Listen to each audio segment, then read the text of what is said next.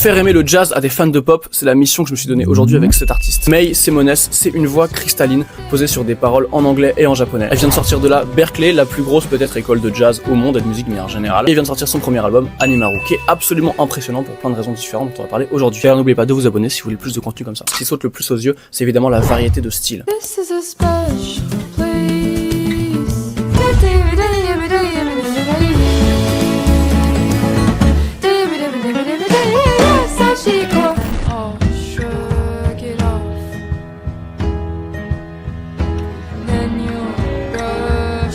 Et comme si c'était pas déjà assez impressionnant et touchant comme ça, et il fallait aussi que tous ces musiciens-là nous servent sur un plateau d'argent des dynamiques qui sont absolument incroyables.